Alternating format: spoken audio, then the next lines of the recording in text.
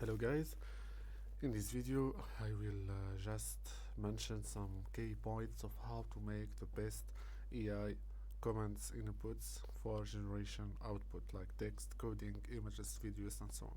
So guys, always in coding field or any code, in any field that you need to have generation aspect, you need always to get the AI to act as a senior level of that field. Let's say for an example for development.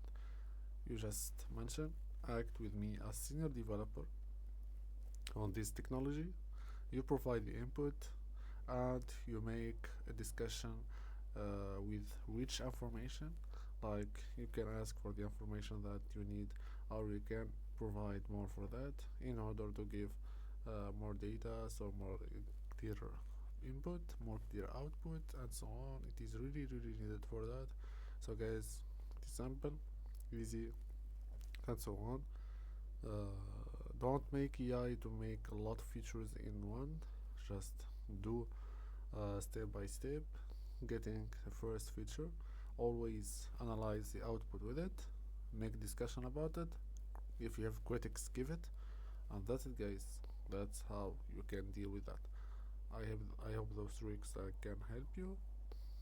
Please like the video, share it, and subscribe to the channel. Peace.